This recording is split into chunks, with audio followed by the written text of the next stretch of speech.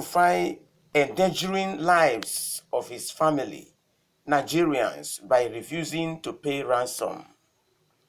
Usman Yusuf, former executive secretary of Nigeria Health Insurance Scheme, NHIS.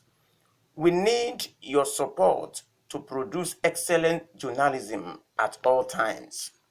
A former executive secretary of the National Health Insurance Scheme, NHIS, Usman Yusuf, has said that Governor of Kaduna State, Nasir El-Rufai, is endangering the lives of Nigerians and his family by insisting on not paying ransom to bandits.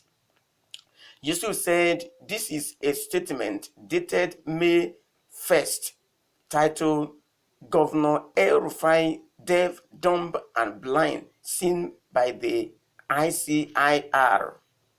According to Yusuf, the boastful comment of El-Rufai about not paying bandits was responsible for the increase in banditry in Kaduna State.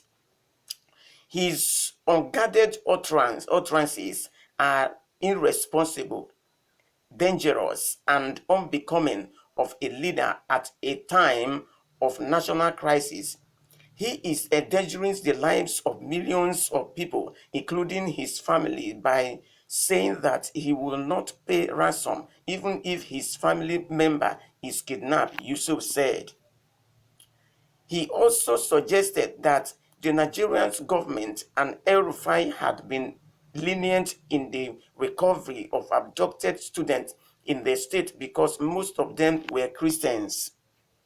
Yusuf claimed that the Nigerian government was quick to secure the recovery of the Muslim students that were abducted in Kangara and Jangebe in Katsina, Niger, and Zamfara states, respectively. Sheikh Gumi and I have been inundated by subtle and sometimes not so subtle suggestion that Governor El-Rufai and the federal government do not care about the fate of these students because they are predominantly 82% Christians, said Yusuf. The former NHIS boss also said he was aware that hundreds or thousands of residents in Kaduna State were dialoguing daily with kidnappers to secure the release of their loved ones as a result of the failure of the government to live up to its responsibility of protecting the people.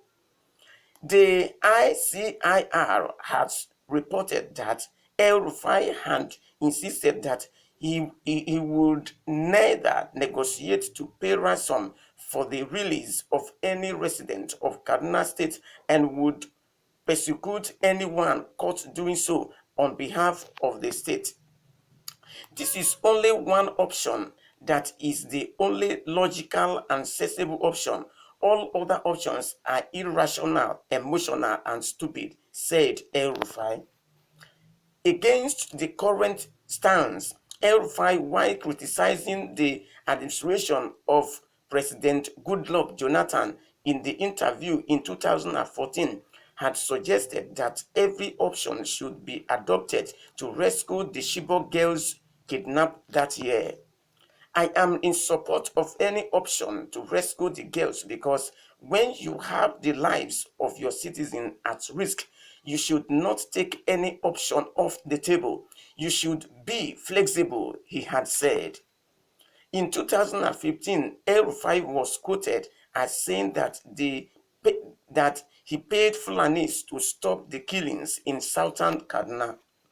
In April, Kaduna State witnessed several violent attacks ranging from kidnapped and abduction to the killing of innocent civilians. Now, be as this situation is, I believe it is something that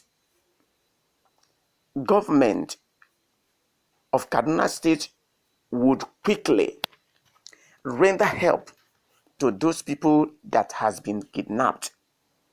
But it is an eyesore that government who should protect lives and property is speaking this way, that he is not paying any ransom to banditry in order to release those that has been kidnapped. Why does ELRUFAI speak this way? It's because predominantly 82% of them were Christians. That is why. Now, on the other hand, there were people that were kidnapped sometime in the same state, student as well. And because they were Muslim, he quickly came to the aid of those people, of those students, and he paid ransom and they were released.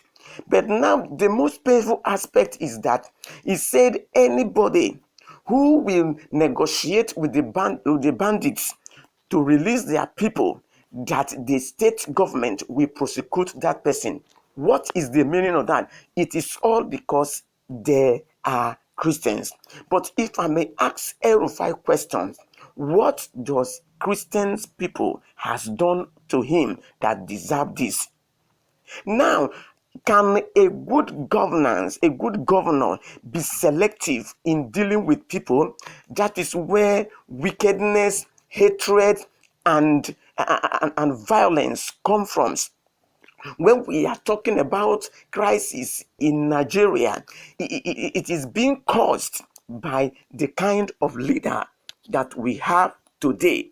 You know, things does not just happen. It must be caused by something.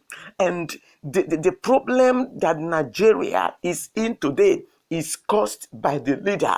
But because this the same leader have gotten themselves protection from the government, that is why they were not feeling what the masses are feeling. But we want to say this to their ear, that be as it may, you know, it is not only the masses that will suffer for it, because one day it will get to their own doorstep. Then they will know that it is very painful.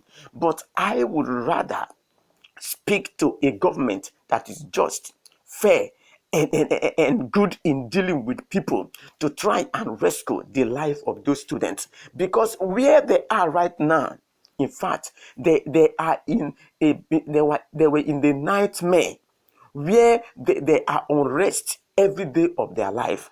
So if we really have government in this country, let it render assistance and save her citizens. Thank you.